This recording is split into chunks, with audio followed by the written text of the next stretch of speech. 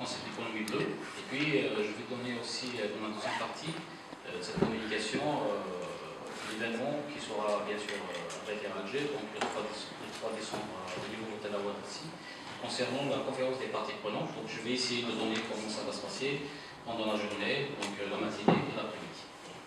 Notamment aussi par rapport aux projets qui vont être notamment discutés l'après-midi.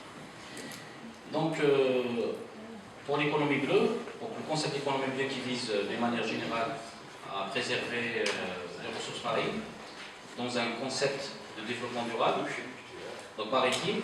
Donc aujourd'hui, les engagements internationaux en faveur de l'économie bleue, notamment ceux d'Algérie, qui a été quand même engagé presque en 2012. Donc il a adhéré notamment à travers plusieurs événements, notamment la conférence des parties prenantes, la COP 17. Il y avait la Convention de Barcelone, il y avait la révision de l'agenda 2030 des Nations Unies, il y avait aussi la conférence des financements de développement d'Addis Abeba, et puis vous avez aussi récemment les objectifs de développement durable, et puis donc la COP 21.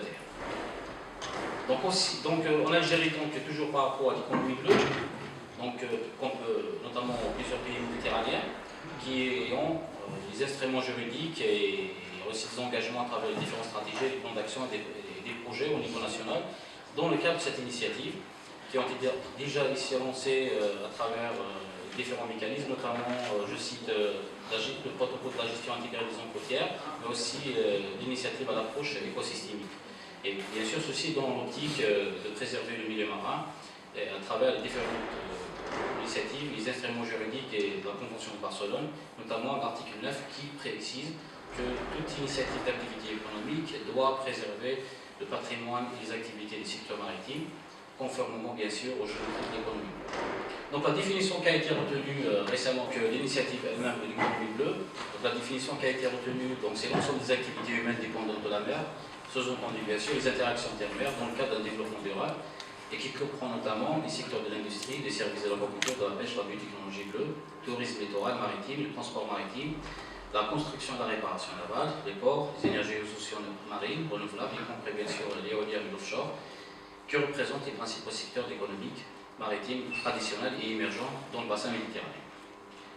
Alors, pour vous donner un aperçu sur les différentes parties de la genèse du développement du concept d'économie bleue, donc cette initiative de développement d'économie bleue, durable, l'économie bleue qui a été lancée en 2015 par l'Agence exécutive des petites et moyennes entreprises et la Direction générale des affaires maritimes de la pêche de l'Union européenne, donc bien sûr avec la coopération d'Algérie, qui sont un petit peu parlé des questions de l'économie bleue qui commencent bien sûr à prendre l'effet à partir de 2015. Donc la première déclaration des ministres de l'Union pour la Méditerranée sur l'économie bleue, adoptée à Bruxelles le 17 novembre 2015, qui a été un petit peu invité les différents pays qui participent à étudier la valeur ajoutée de la faisabilité de cette stratégie maritime.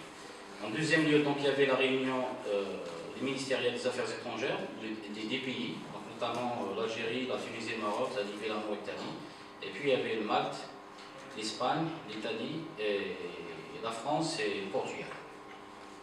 Donc, par la suite, il y avait la déclaration de Naples par les ministres chargés des affaires maritimes des différents pays sur cette initiative de développement durable de l'économie bleue dans le cadre de la Méditerranée occidentale à partir du 30 novembre 2017. Après, donc, il y avait la déclaration d'Alger lors de la 14e conférence des ministres des Affaires étrangères de dialogue 5+5. Et donc, on arrivera bien sûr au événement le 4 décembre sur Alger, où il y aura bien sûr la déclaration des ministres chargés des Affaires maritimes par rapport à cette initiative de développement d'économie bleue au niveau de la Méditerranée occidentale.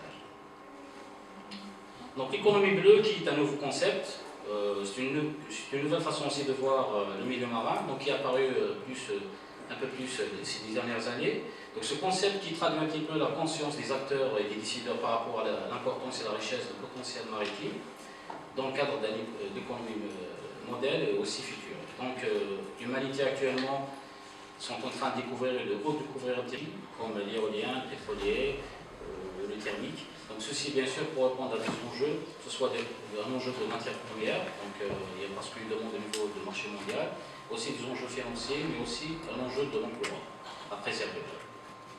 Là vous avez par exemple la liste des activités maritimes traditionnelle. Donc nous avons tout ce qui concerne l'exploitation des ressources vivantes, l'extraction des ressources non vivantes, et puis le commerce tel que le trafic maritime, et bien sûr les différentes réponses aux défis de la santé du milieu marin.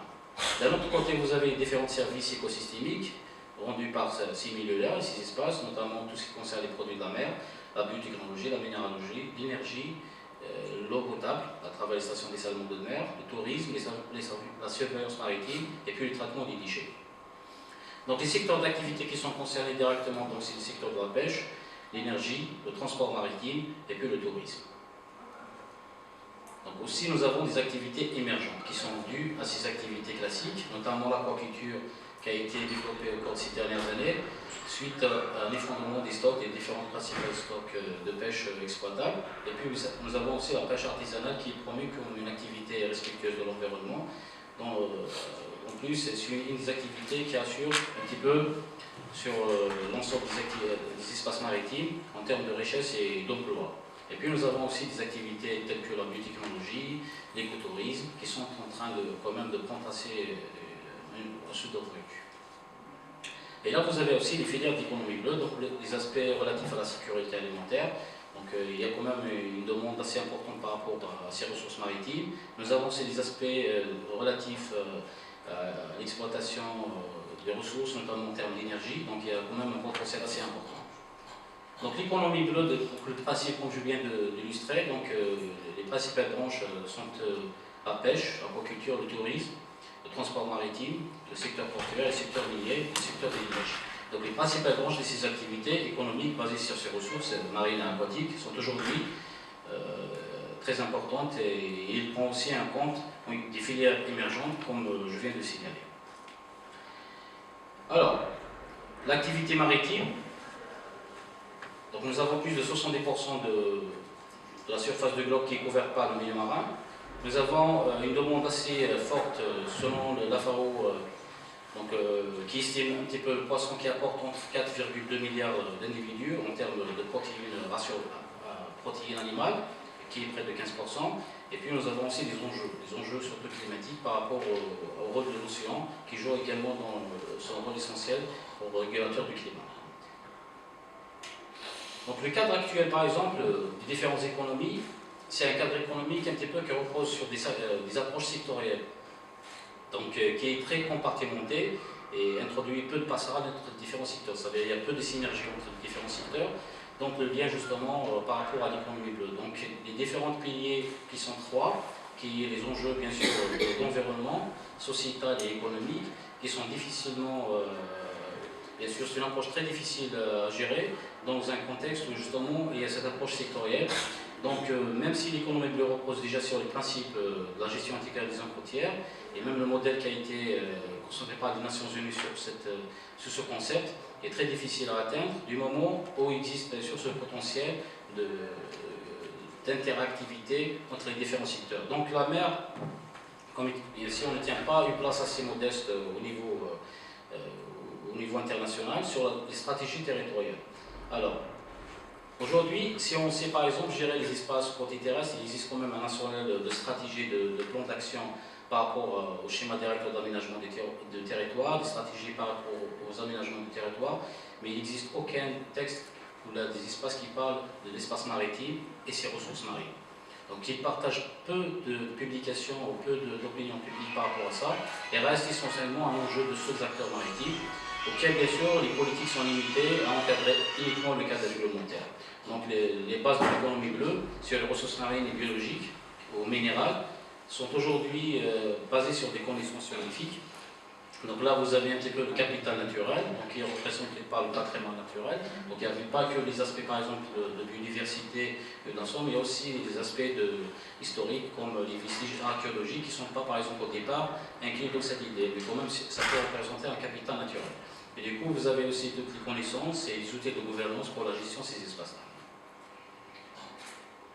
Là, vous avez, par exemple, le transport maritime, qui représente une frange assez importante au niveau de nos côtes algériennes et qui peut être aussi une source potentielle de pollution, à moindre que, bien sûr, par rapport à la partie tellurique, mais quand même, les accidents pétroliers, quand même, c'est c'est une pollution réelle qui peut bien sûr se passer à n'importe quel moment et qui peuvent avoir des incidences assez intéressantes sur la mer Méditerranée, qui est une mer assez fermée.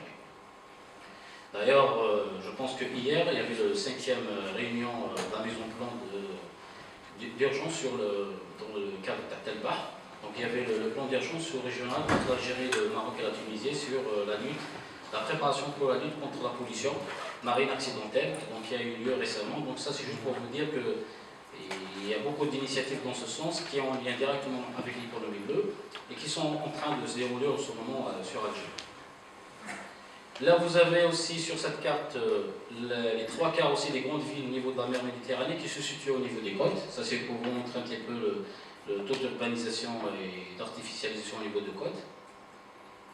Aussi, la Méditerranée comme trait d'augmenter, donc c'est un siège aussi d'un hotspot en termes de biodiversité, mais aussi c'est un lieu de ruche, des activités, notamment de tourisme, de la pêche, de la population.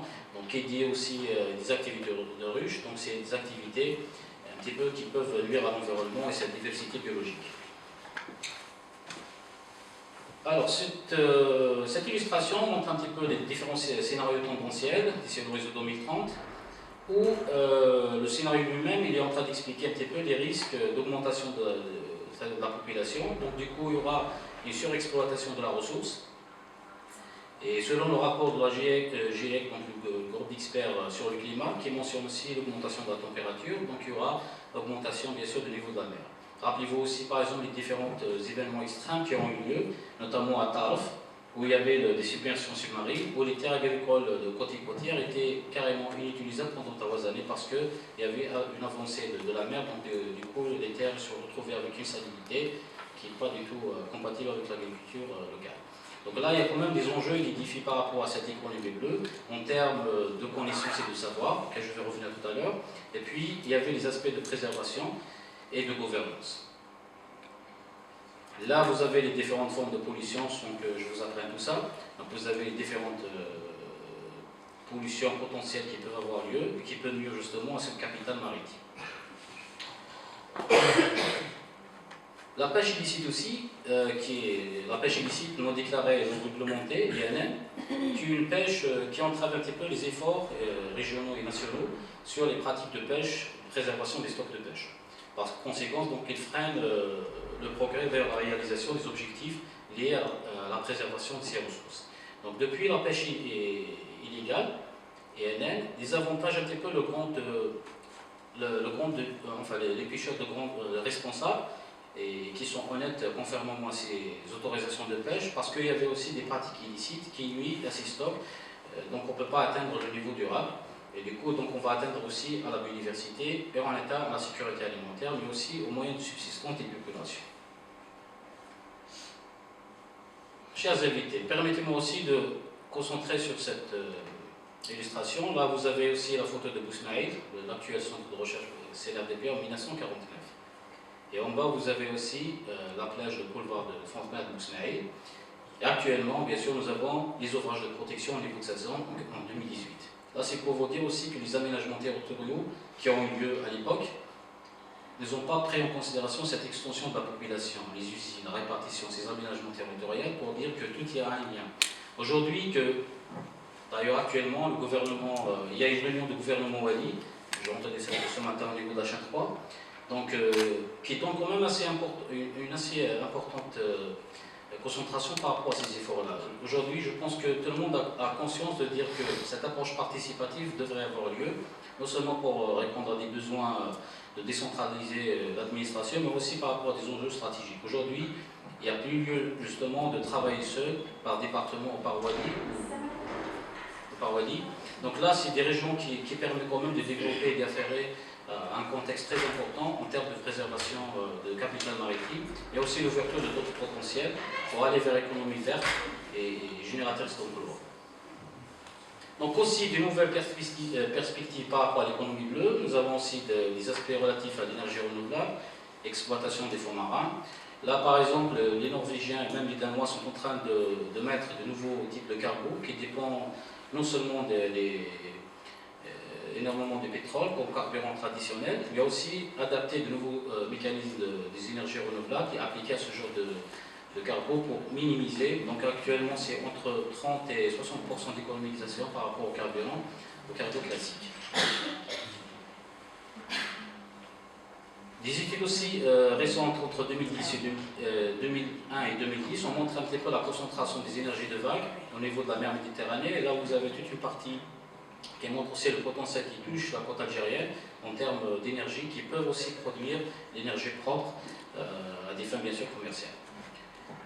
Il y a aussi des solutions pour la surveillance maritime classique. Donc, auparavant, donc, il y avait tous les aspects relatifs à la surveillance, donc classique avec des navires de recherche, mais qui coûtaient énormément cher. Actuellement, avec l'avancée de l'innovation et de biotechnologie, qui sont quand même arrivés à produire des buoys de surveillance qui peuvent être quand même des retombées multisectorielles. Ça peut toucher à la pêche et à l'aquaculture, ça peut toucher aussi aux aspects de navigation maritime, aux services de météorologie, aux services d'océanographie, à la recherche scientifique, mais aussi aux plateformes offshore. Donc tout ça, et même récemment, ils ont quand même arrivé à embarquer des détecteurs qui permettent de mesurer les hydrocarbures à temps réel. Ça, c'est quand même une des avancées assez récentes. Ça peut aussi s'appliquer au niveau des stations offshore, comme on peut aussi le mettre comme des moyens de mouillage pour signaliser par exemple les stations de balisage au niveau des stations aquacoles ou des aires marines protégées, mais qui permet aussi de récupérer des paramètres assez importants. Aussi, d'autres outils existent en termes de facilitation d'acquisition de données. C'est des outils, c'est des drones sous-marins, donc c'est des véhicules autonomes qui permettent à la fois de récupérer les mêmes types de données au niveau des batteurs de recherche, mais avec un moindre coût. Ça, c'est pour vous dire aussi que les aspects énergétiques sont actuellement actuel débat un peu partout dans le monde. Alors, pour les objectifs de développement durable, auxquels l'Algérie quand même a été engagée, il y avait un travail qui a été fait récemment justement par les Nations Unies pour mettre un petit peu les liens entre l'économie bleue et les objectifs de développement durable. Pour dire que l'économie bleue concerne un petit peu les différents secteurs, mais aussi le fait de l'inaction actuellement va coûter plus cher si on ne réalise pas l'action elle-même. Je cite par exemple l'ODD par exemple 5, qui concerne la promotion de l'égalité entre les mesures d'économie et meilleure participation de prise de décision. Aujourd'hui, si on n'y prend pas par exemple ce genre d'objectif, on aura un problème par exemple d'égalité des salaires, donc il y aura quand même un problème de parité au niveau des activités. Aujourd'hui, par exemple, si on n'a pas de financement nécessaire pour améliorer l'accès à l'eau potable, on aura non seulement de la pollution, mais un problème d'accessibilité par rapport à cette ressource. C'est la même chose pour le DD 14 qui concerne directement les milieux marins. Aujourd'hui, s'il y a par exemple une mauvaise gestion de cette santé de l'écosystème, on aura une surexploitation de la ressource et puis atteinte à l'environnement marin. Donc vous voyez, il y a toujours un lien entre ces différents secteurs par rapport aux objectifs de développement durable. Alors, la notion aussi de la planification maritime spatiale. Aujourd'hui, peut-être qu'on sait bien gérer les problèmes au niveau terrestre, parce que nous avons tout un arsenal juridique qui permet de le faire. Mais le milieu marin, il est en train d'évoluer, donc si on prend un petit peu sur les 30 et les 40 dernières années, l'évolution de notre littoral. Donc on sait peut-être faire, si on voit un petit peu le nombre d'installations, le nombre d'activités qui ont lieu au niveau de la côte algérienne, donc je cite par exemple les activités militaires classiques, il y avait la pêche, il y a peut-être des activités touristiques. Actuellement, on se retrouve avec le trafic maritime, le transport, il y a les stations de dessalement d'eau de mer, il y a les stations balnéaires, et puis donc les stations électriques. Donc tout ça, ça commence quand même à prendre une certaine surcharge au niveau de l'espace maritime. Mais ces activités, donc aujourd'hui, si on est devant une instance d'arbitrage, à qui on demande la priorité. Ça veut dire qu'aujourd'hui, si des gens veulent installer une station, par exemple, balnéaire, et à côté il y a une ferme aquacole, à qui on donne le droit?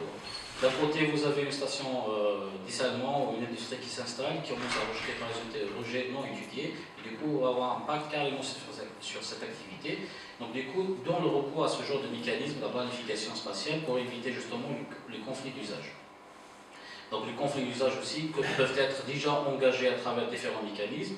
Donc, il y a plusieurs mesures de gestion à travers par exemple les aires marines protégées, à travers des récifs artificiels, à travers la fermeture des zones, à travers. Donc il y a plusieurs décrets en référence, notamment celui qui va être prochainement sorti sur les zones d'activité aquacole, il y a les zones de pêche préservées.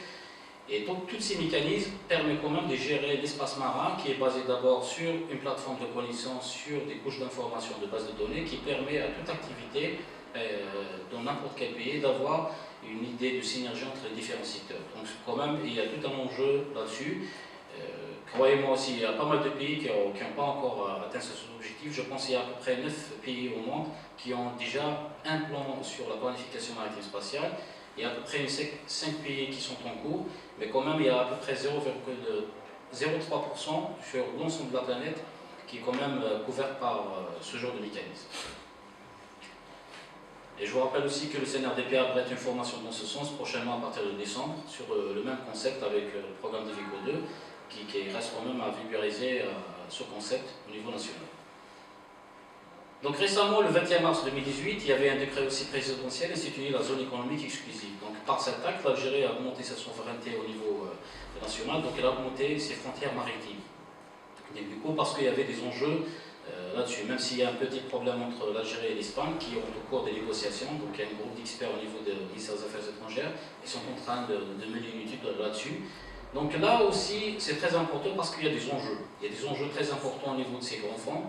Il y avait de nouvelles sources de matériaux, il y a des métaux rares, des métaux nobles, il y a des différentes formes d'exploitation au niveau du sol, du sous-sol, même au niveau de la colonne d'eau. Et d'ailleurs, les Nations Unies, par rapport à ce point-là, ils sont en train de mettre un groupe de travail international sur la biodiversité en haute mer, bien sûr des eaux sous juridiction nationale. C'est l'équivalent un petit peu d'un groupe de travail comme le GIEC, donc il faut aller sur un accord international. Mais aussi, il y a des enjeux derrière. Aujourd'hui, par exemple, si on veut aller sur des profondeurs de 3000 mètres, les pays n'ont pas encore la technologie et le savoir de faire. Parce que ceux qui détiennent un petit peu le savoir et les technologies, ce sont eux qui vont imposer des accords internationaux. Et du coup, la connaissance et le savoir est très importante au niveau de ce secteur. Si vous partez à des réunions de négociation, il faut non seulement vous êtes armé par la connaissance de ce qu'il y a au niveau de votre sous-sol, au niveau de votre colonne d'eau, quelles sont les probabilités physiques, chimiques, mais aussi en termes de recherche de biodiversité, quel est le potentiel de ce potentiel maritime existant au niveau de ces profondeurs. Tout ça, c'est des problématiques et des faits cruciaux au niveau algérien qui devraient bien sûr entamer prochainement. Donc, je vais essayer de vous donner quelques indicateurs sur l'économie bleue en Algérie, donc, notamment par rapport à ces secteurs-là, le tourisme, la pêche et l'aquaculture, la pêche maritime et l'environnement. Donc, c'est des données officielles qu'on a pu récupérer ces 20 derniers jours auprès des différents secteurs. Donc, ces données, par exemple, à la pêche, nous avons actuellement 5300 embarcations de la pêche, un potentiel de production halieutique entre 100 000 tonnes. Pour l'aquaculture, il reste toujours faible, 2500 tonnes. Et les estimations actuellement de la stratégie de la pêche à l'horizon 2035, c'est entre 15 000 et 160 000 tonnes. Et puis, bien sûr, il y a un potentiel existant en termes de biotechnologie, mais qui s'avère aussi non estimé. Pour le tourisme, nous avons quand même un flux de 2,45 millions d'habitants, plutôt de touristes pour l'année 2017. Et puis, c'est une recette de 140 millions de dollars. Nous avons aussi des emplois directs et indirects qui sont évalués à 260 000 emplois.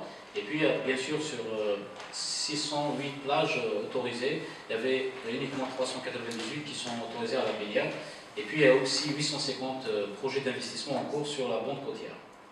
Pour le transport maritime, qui représente 95% de nos échanges commerciaux, il y avait quand même, comme j'ai montré tout à l'heure dans la carte, il y a près de 40 000 navires qui logent un petit peu les côtes algériennes. Donc il y a quand même un risque par rapport aux accidents, mais 11 000 navires touchent directement les ports algériens. Ça veut dire qu'ils impactent, ils chargent les différentes marchandises. Et puis nous avons aussi la flotte nationale qui a augmenté vers les 25 navires, donc 18 CAN Nord et 7 pour la CNAM. Aussi, il faut rappeler aussi le gateway, le grand port de Hamdania que l'Algérie projette de réaliser, qui a aussi des enjeux politiques. Aujourd'hui, au niveau de cette zone, donc le port de Hamdania, qui dispose quand même d'une importante capacité, qui va être aussi la porte d'ouverture entre l'Afrique et l'Europe. Il y a aussi une compétition par rapport à des pays voisins qui permet dans ce sens déjà de renforcer nos capacités et nos échanges commerciaux. Donc il y a aussi des intérêts géopolitiques. Alors, 95% des échanges commerciaux de l'Algérie assurés par des compagnies étrangères. Donc aussi qu'il y a un risque par rapport à en quel moment s'il y a une cessation d'activité pour une raison ou une autre par ces armateurs, donc l'approvisionnement de notre pays il est déjà prêt en otage, donc on sera quand même prêt à l'embargo. Quand même c'est un risque assez important. En termes de ressources en eau, donc il y avait quand même 29%, quand même il reste une partie non réalisée. Donc le linéaire côtier engagé jusqu'à maintenant est de 27 521 km. il y avait 37 stations d'opération et 15 stations de dessalement avec 2 qui sont en cours. Donc les investissements qui ont eu entre 2000 et 2018 sont évalués actuellement à 5,2 milliards de dollars.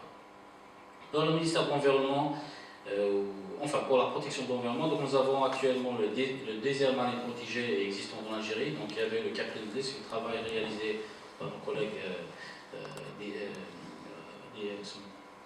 Benabdi, qui ont fait pour les îles Planes. Actuellement, ils sont en train de projeter pour créer toute une zone protégée par rapport à cet espace-là, inclus le Kaplan List et les îles Planes, pour un petit peu prolonger tout cet espace-là. Là, quand même aussi, c'est une mesure de gouvernance qui peut se rajouter au plan national.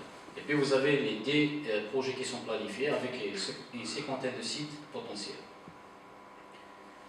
Pour l'énergie, donc il y avait aussi récemment, comme vous avez sûrement entendu, l'Algérie qui se lance dans l'exploration offshore par rapport aux hydrocarbures, donc en prenant en compte bien sûr les précautions drastiques par rapport à la préservation de l'environnement marin, notamment des stocks de pêche. Donc au niveau, actuellement, il y a une révision de la loi sur les hydrocarbures, toute une partie sur la protection de l'écosystème marin, il est en train d'être rajouté, c'est une bonne chose.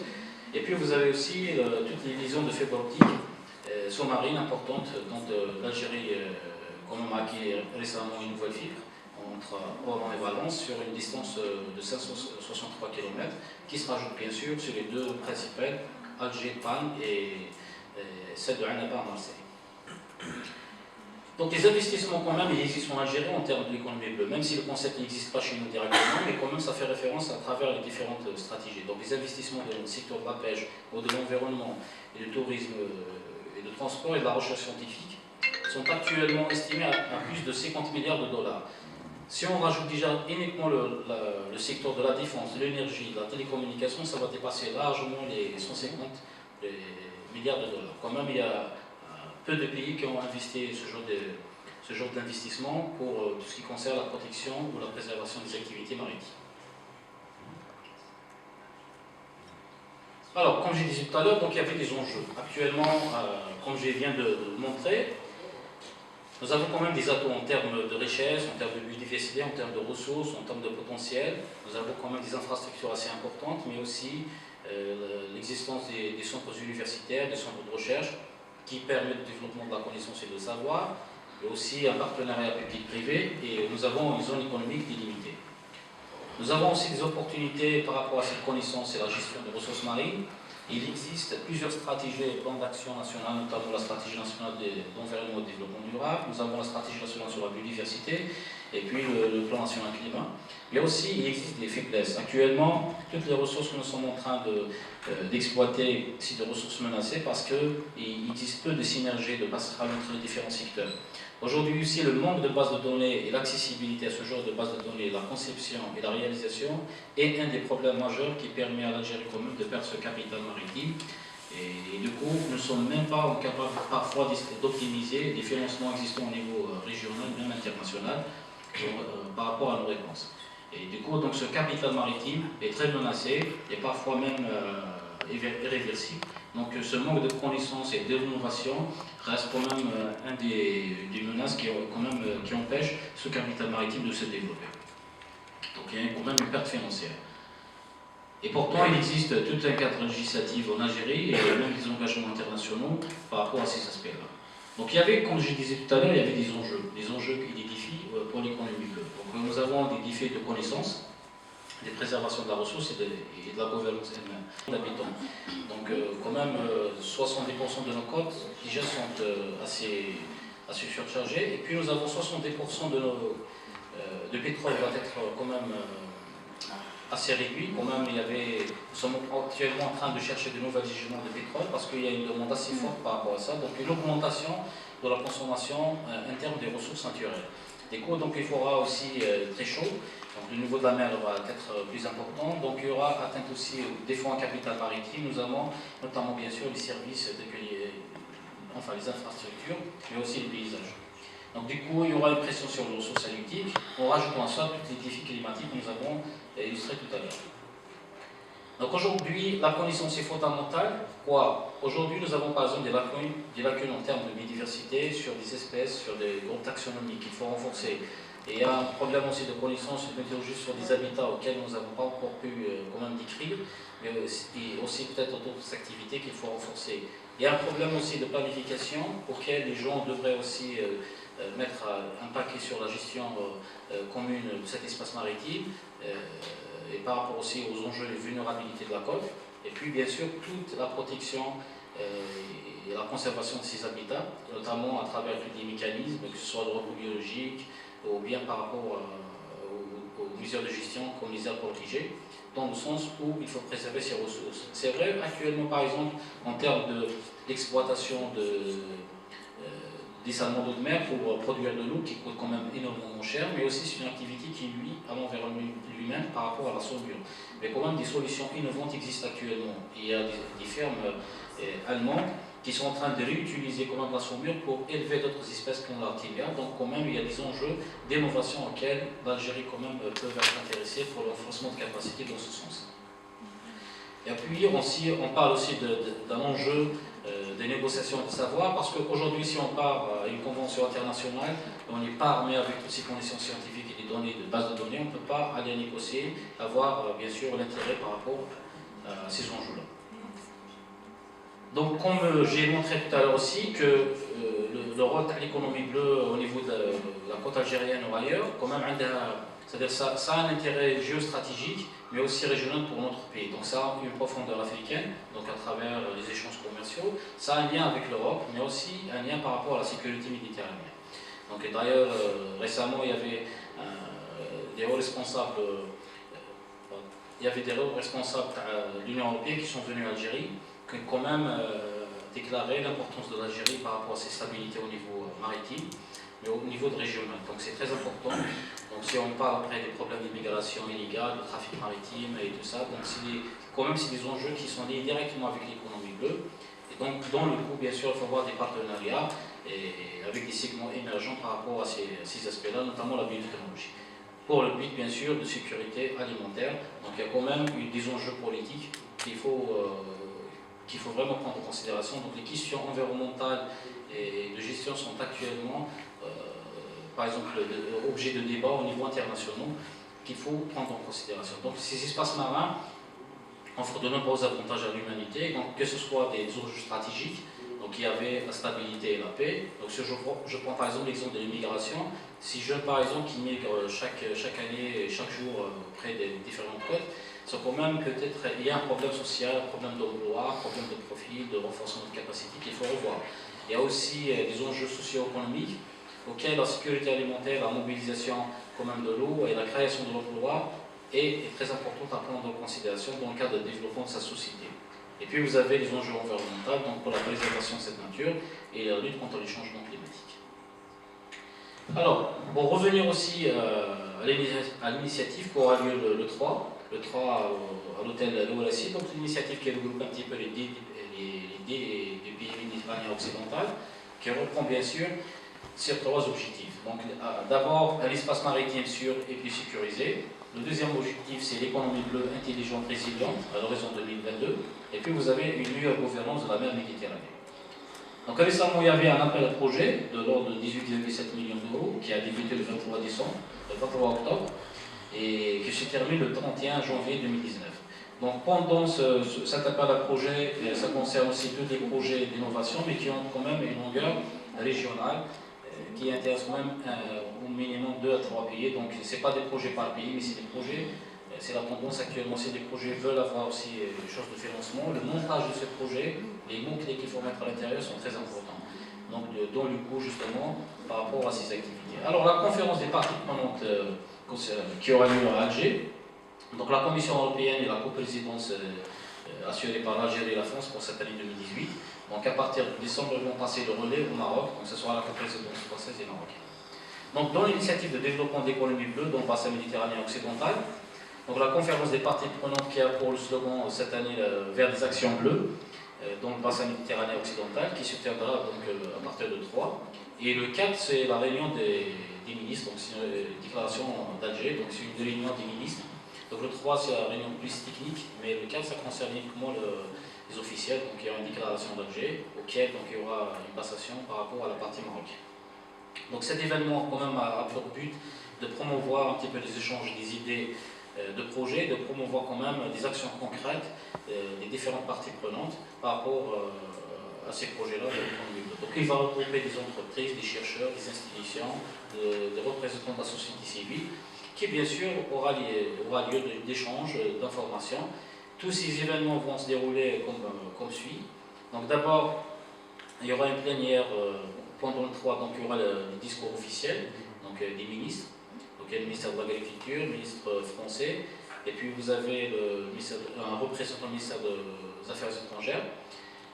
À partir de ça, donc, il y aura peut-être des représentations des différents mécanismes d'assistance et des mécanismes de financement inclus dans la partie plénière, avec le MED et l'initiative, c'est-à-dire tous les mécanismes de financement existants, de partenariat pour développer bien sûr les idées de projets stratégiques. Donc du coup, l'après-midi, enfin plutôt les idées de projets qui vont être proposées le soir. Donc voilà, donc il y aura une plénière la matinée. Après le soir, donc l'après-midi, donc nous avons des sessions des tables rondes.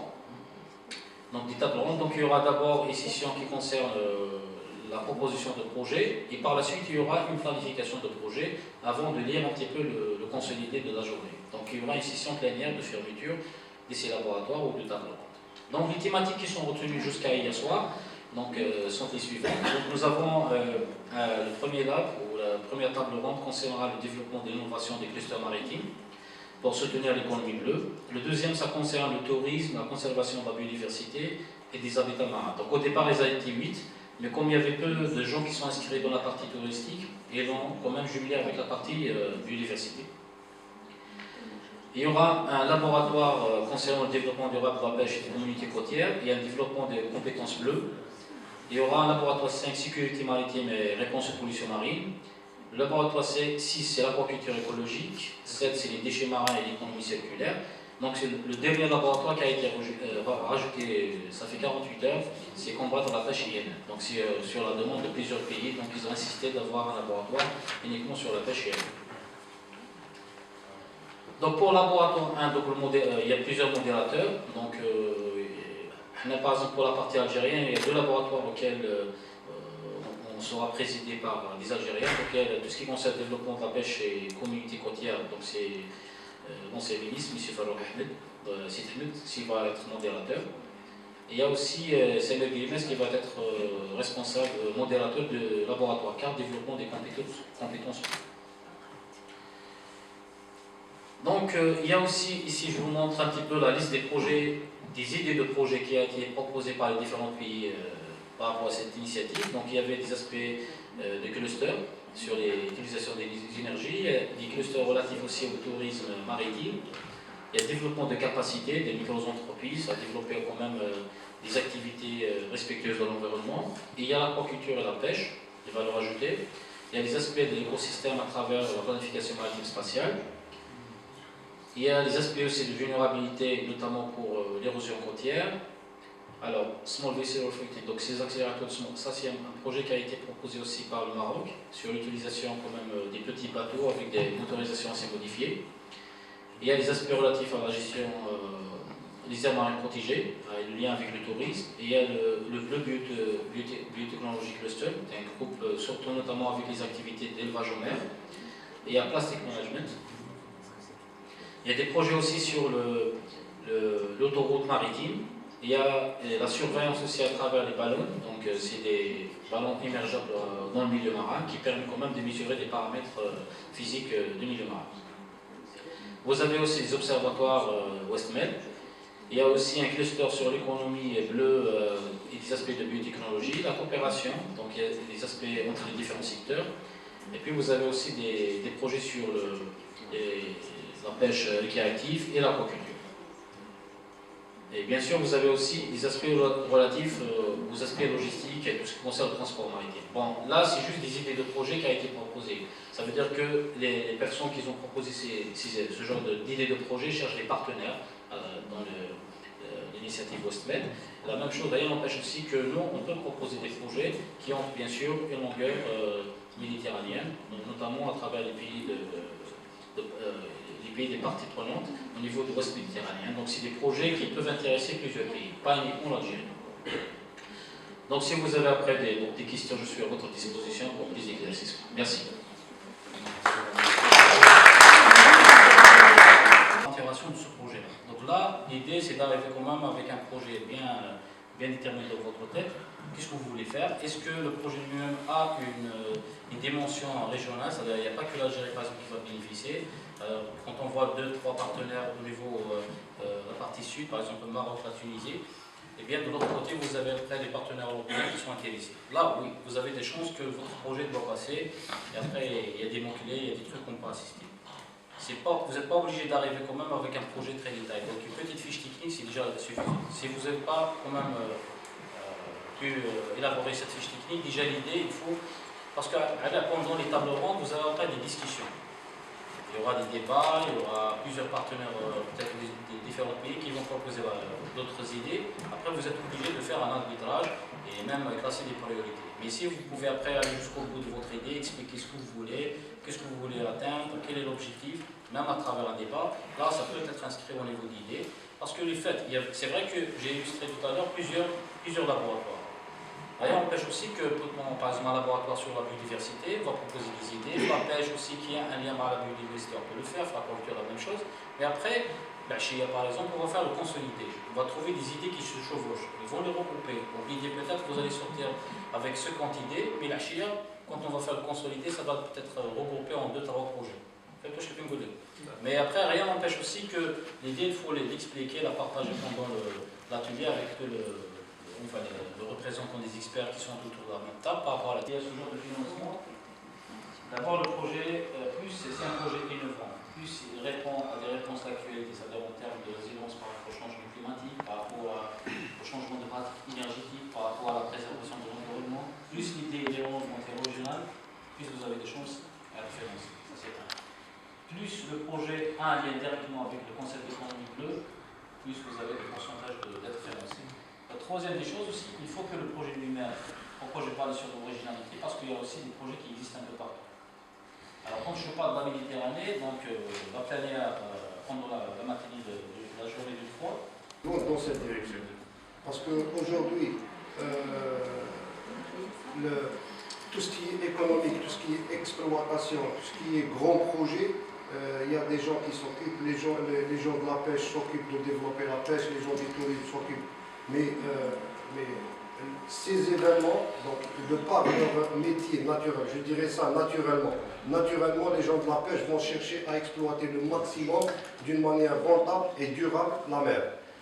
Mais nous, dans un événement pareil, on doit réfléchir comment optimiser, comment traiter les interactions et surtout faire durer cette exploitation le maximum dans le temps en proposant des projets qui sont dans ce sens plutôt que des projets qui sont braqués purement économiques. Je pense que vous ne serez pas étonné de savoir qu'aujourd'hui, le but c'est d'inscrire les questions de biodiversité, de l'économie bleue au niveau des différentes stratégies. Vous êtes assez conscient de savoir aussi qu'il y a différentes stratégies, la stratégie de l'eau, de l'assainissement, la stratégie environnementale, le plan national climat qui ne prend pas aussi en considération la partie marine, parce que, par exemple, le plan national climat, il est en train de voir le milieu marin comme une submersion. Mais il ne traite pas la partie, par exemple, impact. Parce que la partie terrestre, par exemple, le travail, pour eux, le milieu marin, donc l'augmentation du niveau de la mer, les subventions, donc il y a une vulnérabilité par rapport à l'érosion, ça s'arrête là. Mais après, tout l'oxygène qui est produit par le milieu marin n'est pas pris en considération. Les interactions entre les réseaux trophiques et les écosystèmes sur le fait qu'on doit garder ces services écosystémiques ne sont pas pris en considération.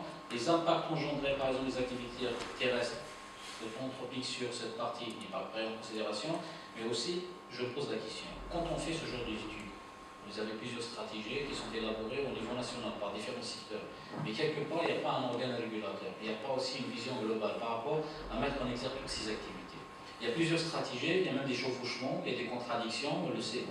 Mais quelque part aussi, pourquoi on interpelle aussi les autorités compétentes ou même le gouvernement de haut niveau, de mettre en exergue toutes ces stratégies qui sont en train d'élaborer ne sont pas forcément cohérentes. Parce que donc, il faut voir ce qu'on appelle un changement de paradigme.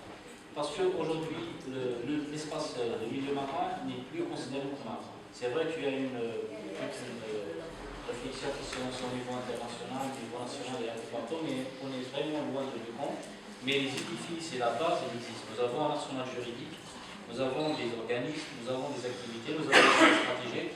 Si je cite par exemple la stratégie sur la biodiversité, quand même, qui est très, très active, même à travers les mécanismes qu'ils ont créés. Ils ont créé la commission intersektorielle sur la biodiversité, la commission sur la biodiversité par rapport à chaque secteur, mais il faut aller un petit peu harmoniser les efforts. Je pense qu'il faut aller dans cette démarche. Parce qu'aujourd'hui, chaque secteur travaille seul, mais il y a peu de passerelles entre, mais ce n'est pas leur faute aussi, parce que personne ne leur a imposé ce genre de démarche. C'est pour ça que je vous dis qu'il faut changer de réflexion et penser aussi aux différents enjeux. Aujourd'hui, quand on évalue un petit peu l'impact de l'inaction, parce qu'aujourd'hui, je n'ai pas fait des stations d'épuration, même les stations d'épuration qu'on a actuellement sont déjà diffuses, parce qu'il y a toute une partie de pollution, par exemple en microplastique, les fibres qui sont issues des machines à laver, qui ne sont pas traitées et qui se retrouvent dans le milieu marin. Là, ça oblige aussi à changer carrément les systèmes qui sont en train de mettre en œuvre. Aussi, ça empêche aussi des investissements assez lourds par rapport à ce genre de mécanisme. Mais qui va le faire? Quelque part, il faut que la communauté scientifique, à travers des connaissances et savoir, doit interpeller justement, à travers que ce soit les différents canaux qui sont ouverts, pour interpeller justement les décideurs par rapport à ces dangers, par rapport au capital maritime. Justement, Bleu, on a l'économie, c'est-à-dire que ça va de soi. Sauf que en termes de production, par exemple, en termes de PIB, la production intérieure brute d'un pays, on peut éventuellement définir la production des océans. La production des océans bruts, elle est de 2,5 milliards de dollars.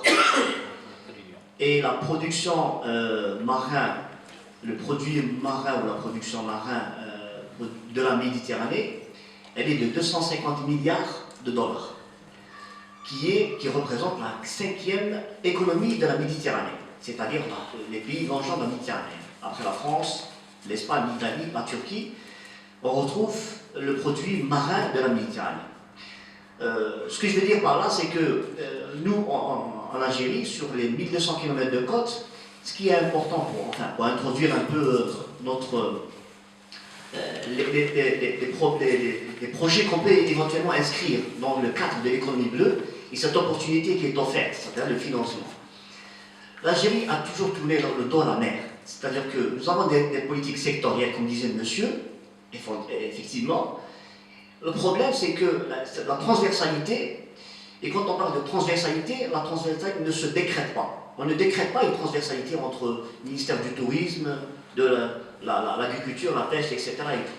Ça s'exerce. On disait très bien, votre ami, il faut s'exercer pour travailler sur cette transversalité.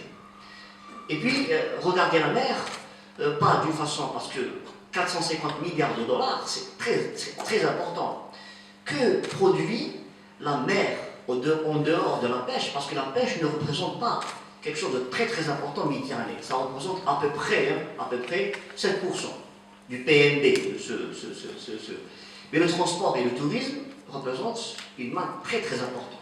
Comment peut-on éventuellement préserver l'environnement? Parce que l'économie bleue, c'est un développement. On parle de croissance économique, mais on parle de croissance économique dans le respect de l'environnement. C'est un développement durable. Et encore, dans les concepts de développement durable, on peut aller encore plus loin. Tu as pris l'exemple du Maroc, où ils voulaient éventuellement les petites embarcations pour utiliser non pas le mazout, mais utiliser un gaz ou une énergie plus propre.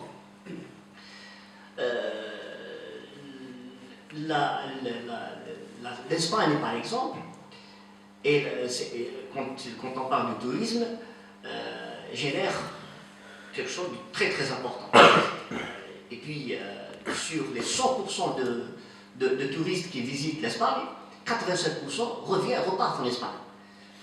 Et puis, si on veut développer un tourisme ou développer d'autres activités qui ont trait à la mer, il faut éventuellement, bien sûr, en respect avec le développement durable soutenable fort ou développement durable soutenable faible, c'est-à-dire si on utilise uniquement les énergies propres ou partiellement énergie propre, avec l'énergie que nous avons actuellement, gaz, pétrole, etc.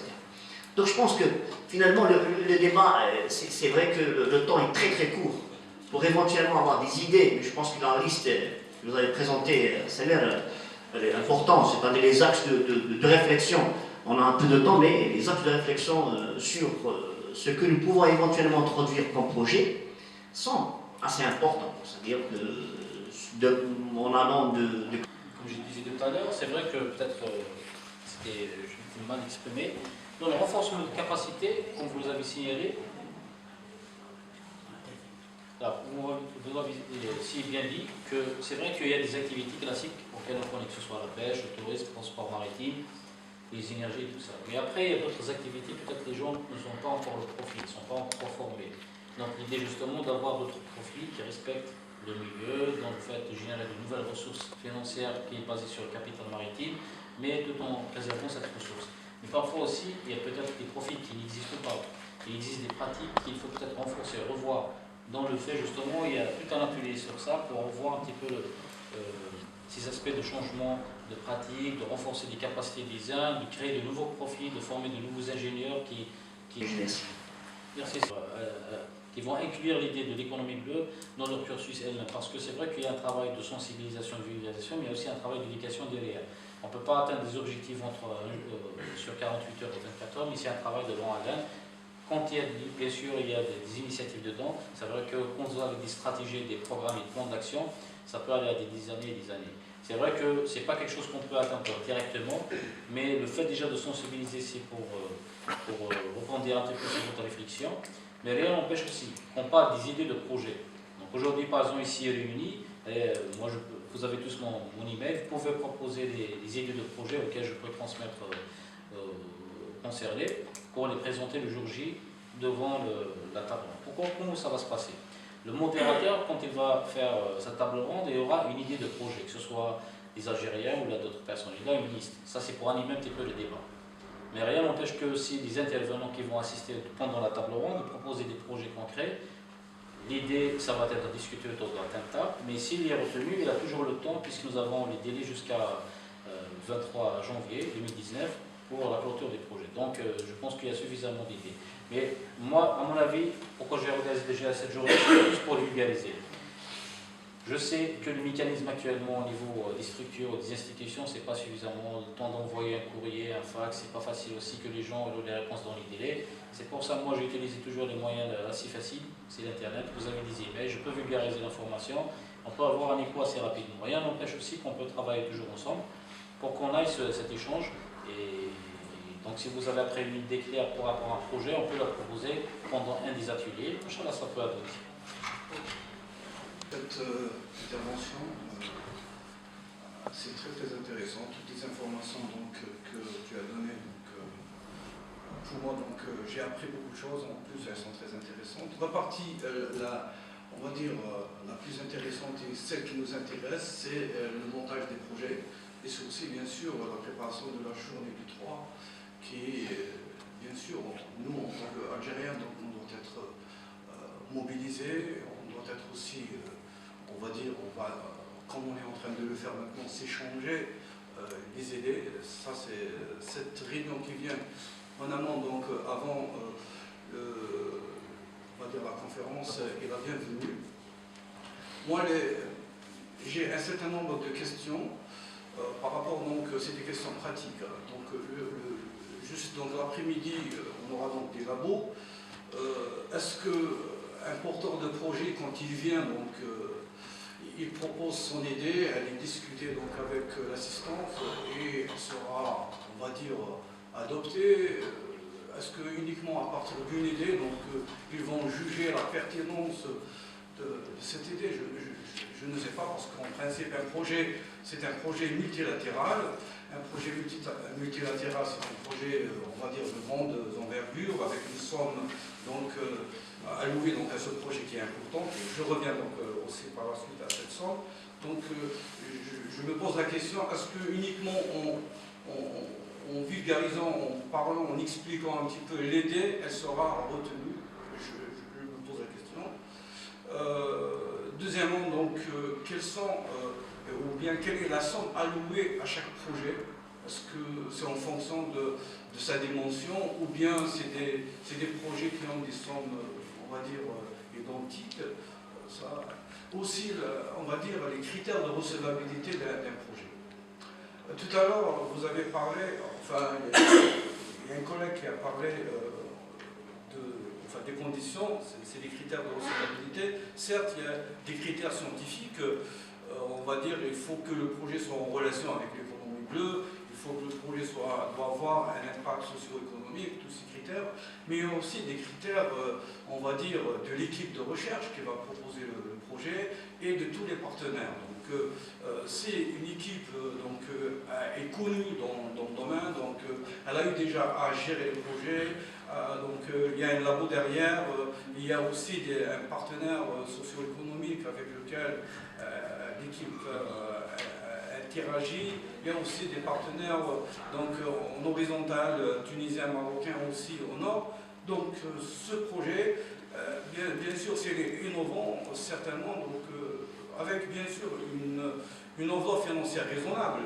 Parfois, nous, en tant que chercheurs algériens, nous avons, on va dire, une faiblesse dans le montage des projets internationaux. C'est-à-dire, si on prend, par exemple, certains établissements du Nord, ils ont une cellule, ce qu'on appelle des cellules de montage des projets, c'est-à-dire d'appui aux chercheurs. C'est-à-dire, ils connaissent comment monter un projet, comment, on va dire, préparer la partie financière, partie, on va dire, réglementaire, toutes ces questions-là, techniques du projet. Nous, je pense que notre faiblesse, on n'a pas cette cellule-là d'appui, que ce soit, donc même je prends les grandes universités que je juge très intéressantes dans le domaine de l'aquaculture multitrophique ou bien dans le domaine de la pollution par les microdéchets. L'idée, elle est là, donc, mais je n'ai pas de partenaire en dehors de partenaires algériens.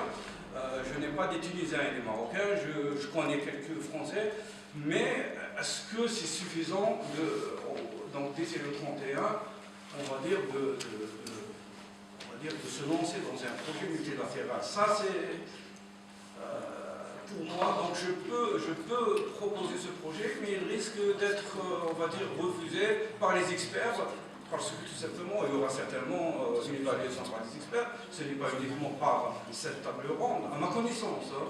Donc c'est ce côté-là technique qui m'intéresse, c'est-à-dire comment techniquement monter un projet. On sait monter un projet algérien, oui, les projets PERESTU, les projets CNEF, les projets avec le ministère de l'Enseignement supérieur, ou bien les projets thématiques avec la direction générale. Oui, on a un canevas, on le montre. Mais les projets multilatéraux, je pense que j'ai quand même une expérience, on a échoué plusieurs fois. Même, on n'était pas, on va dire, des responsables de projet, on n'était que des partenaires, c'est-à-dire, c'est les Européens qui nous utilisaient, donc c'est eux qui, on va dire, la grande somme, généralement, revient aux Européens. Nous, on n'a que des petits stages, ou bien, on va dire, une petite enveloppe. Mais maintenant, quand on va se lancer dans un projet, c'est nous les porteurs de projet, c'est-à-dire, c'est nous qui vont gérer l'argent. Je pense qu'on doit préparer correctement le projet, il doit être ficelé correctement, il doit passer par au moins une commission qui sait, c'est-à-dire qui va expertiser le projet avant de le mettre directement, avant de l'injecter dans le réseau. Donc là, nous avons une direction générale de la recherche, je pense que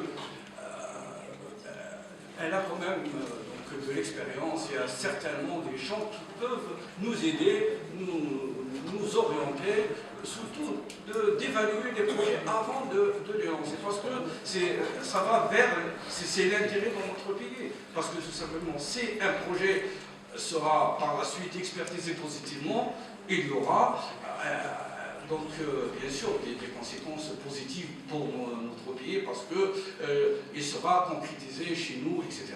Vous avez soulevé que sur les 20 dernières années, quand on voit un petit peu les opportunités de financement qui a été posées au niveau algérien, que ce soit dans le cadre des changements climatiques, dans le cadre des aménagements territoriaux ou d'autres formes de financement de FEM, etc., C'est-à-dire que ce soit, quand on compare par exemple nos voisins marocains et tunisiens, eux, ils ont une certaine rapidité d'intervention de répondre à ces appels à projets. Par contre, nous, sur les 883 millions par exemple débloqués pour le changement climatique, nous avons à peine atteint les 10 millions. C'est si peu. Comparons par exemple aux Tunisiens ou aux Marocains qui ont atteint quand même un chiffre de 343 millions d'euros. Alors pour ceci, dans le cadre de cette initiative, nous avons pensé justement à ce problème. L'Union européenne, ils ont recruté ce qu'on appelle un mécanisme d'assistance. J'ai cité tout à l'heure le mécanisme, donc c'est Ecoris. Donc il y a une boîte qui est chargée justement de donner un nouveau souffle par rapport à ça. On sait que les gens, peut-être, ils ont des idées, mais ils ne savent pas aller au montage de projet techniquement. Quelles sont les échéances, quelles sont les actions, quel est le but, comment on va réaliser, quels moyens, quels détails, quelle est la charge financière par rapport à ça pour déterminer quel est le montant du projet lui-même. Alors pour ce détail, il y a un mécanisme d'assistance qui a été prévu dans ils ont signé le contrat le 1er octobre 2018, et justement pour assister les gens qui ont des idées de projet. C'est pour ça que j'ai parlé tout à l'heure d'idées de projet. Alors, l'idée de projet, donc là vous avez le minimum de VRA, donc le porteur de projet peut juste expliquer le concept. Et le mécanisme, c'est lui qui va l'aider justement pour aller à développer tout ça sous forme d'un projet concret pour avoir une source de financement. Parce qu'on le sait, nous n'avons pas encore cette capacité de formuler des projets assez rapidement et d'optimiser justement ces sources de financement. Et pour cela, il y a un mécanisme d'assistance pour faciliter. D'ailleurs, dans la présentation, j'ai mentionné d'ailleurs dans l'efficace, nous n'avons pas aussi l'occasion d'optimiser ce financement, une des faiblesses au niveau national. Rien n'empêche aussi qu'actuellement, que ce soit des projets à impact social, de recherche, de connaissances ou autre chose, ils peuvent toujours aboutir. Mais c'est vrai que le porteur de projet a un minimum d'expliquer. C'est vrai que l'idée après pendant la réunion, pourquoi? Il se peut qu'on retrouve plusieurs projets, des idées de projets pendant la table ronde, il y aura des débats, des explications. C'est là où le rôle aussi de porteur de projet est très important. Plus la personne est convaincante, il sait ce qu'il fait, il sait ce qu'il veut, il sait quel est l'objectif, plus il a des chances à être passé. Après, si vous avez des gens qui ont une idée, mais ils ne savent pas comment la décortiquer réellement, il a peu de chance, hein, parce que vous avez devant vous des experts aussi, qui peuvent être plus concurrents, et parfois peut-être même une priorité, là où on peut même procéder à des votes pendant des réunions. Mais quand la personne elle-même, je sais, il sait ce qu'il fait, et l'idée est plus claire, il peut la partager avec tout le monde, il peut défendre son idée, je pense qu'il a toutes les chances, et après il peut avoir l'assistance du mécanisme lui-même qui peut aboutir son projet à un financement assez concret. Alors par rapport aussi à l'idée que vous avez proposée, c'est d'ailleurs la même qu'on a retenue la semaine passée, de dire qu'on va toujours laisser l'occasion de faire un échange par email. Si les gens ont toujours une idée, je sais que ce n'est pas facile de venir prendre une conférence ou un atelier ou une journée, de demander aux gens de proposer des idées, c'est pas facile. Mais l'idée de vulgariser déjà le concept, pour donner qu'est-ce qu'on veut, quel type de projet, quelles sont les chances de faire, quels sont les minimums de critères pour aboutir à un projet assez concret. C'était le but de la journée, mais après on vous laisse le temps, je peux même vous envoyer plus de documentation là-dessus, pour avoir plus d'informations. Au moins d'ici le 31, ou même d'ici le 1er, on aura une liste d'idées de projets que je peux transmettre à d'autres collègues, au moins pour le faire passer au modérateur, les présenter. Parce que par exemple, si je prends la pêche, moi je donne par exemple une liste de projets à M. Sidine Faroukhi pour le voir. Voilà la liste qui a été proposée par Alger. On fait ce qui se passait, par exemple. Mais la liste va jouer de lobby. Parce que pendant la réunion, si nous avons 2, 3 intervenants, 4 intervenants nationaux, si on chante tous la même chanson, nous avons plus de chances à faire passer un projet, parce qu'on sait ce qu'on veut maintenant. Mais si vous êtes donc pendant une réunion et nous sommes dispersés, c'est le cas assez souvent, chacun propose des projets soit à l'échelle individuelle ou sectorielle, ça a peu de chances de passer. Parce que les Européens qui vont venir en Algérie, ils sont déjà préparés. Ils savent bien ce qu'ils veulent. Donc ils sont ici pour faire de lobby, mais de manière diplomatique. Mais c'est pour ça le rôle du porteur de projet lui-même, celui qui va être intervenant pendant la réunion, est très important. Et là, vous avez plus de chances à faire passer votre projet. Le plus gros problème, les propositions de projets qui sont soumis à demande de financement, c'est l'idée projet et les acteurs qui vont aller réaliser ces projets, et c'est ce qui manque dans les entités de recherche algériennes. Et c'est pour ça qu'on n'arrive pas toujours à aller au bout de la soumission et faire le projet, le réaliser. Donc ce qu'on devra faire pour garantir et assurer le maximum de participation concrète. Parce que là, c'est une coopération, là c'est une conférence multi-pays, régionale, 10 pays. Les autres pays ont déjà beaucoup travaillé pour cette conférence. Et il y a un appel qui est déjà lancé. Ils ont déterminé les budgets pour chaque sujet de financement. Et M. Samer Bachouch avait exposé les 3 piliers importants, c'est-à-dire les Blue Labs, donc les laboratoires dédiés à l'économie bleue, les Blue Carriers, donc tout ce qui est compétences et potentiel humain spécialisé dans le domaine, et l'économie elle-même, c'est-à-dire les activités économiques. Les budgets sont déjà répartis et tout, et encore plus ce que nous avons reçu, et je pense, M. Bachouch, quand vous êtes dans le comité intersectoriel économie bleue, les participants ou les gens qui veulent proposer des projets devront avoir 2 documents importants. L'Oulani, c'est la feuille de route de l'initiative nationale qui explique, donc l'Oulani, c'est la feuille de route, ou le deuxième, c'est les 11 propositions d'idées projets que vous venez d'exposer, parce que les 11 idées projets, les pays déjà avancés dans l'initiative, ils ont déjà fait des discussions, des débats, ils ont même déterminé les coordinateurs des projets. Donc c'est pour vous dire qu'autant qu'Algériens, on devra plutôt essayer avec nos compétences, notre profil, nos objectifs projets, nos idées projets, on va essayer de s'intégrer dans les idées projets déjà établies, parce que c'est ceux-là qui vont aller, parce qu'ils sont déjà construits, les partenaires sont déjà là, les coordinateurs sont déjà là, et même les modes de financement et les sources de financement. Ils ne se sont pas arrêtés au financement le fonds européen. 2 interrogations, et c'est dans le même contexte que ce qui a été dit. On va essayer de proposer, je ne dirais pas de projet, mais une coopération. C'est bon. En première interrogation concerne la durée de ces projets dans son programme de coopération. Et la deuxième, c'est une interrogation.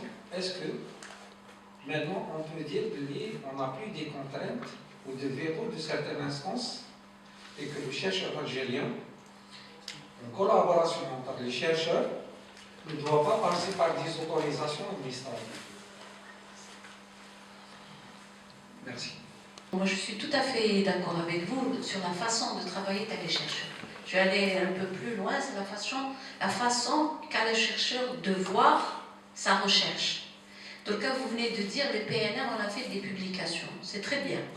Mais entre parenthèses, je le dis bien entre parenthèses, la publication, tu te dire en tant que chercheur pour votre carrière. C'est tout. Dans le cas des projets à impact socio-économique, vous avez peut-être dû voir les canevas de propositions de projets à impact socio-économique qui disent le livrable, et le livrable participation à une conférence internationale, publication d'un article, soutenance d'une doctorat, d'une thèse de doctorat. La direction générale de la recherche et développement technologique qui a la mission de promouvoir la recherche et le développement dans tous les secteurs, enseignement, industrie, énergie. Le livrable,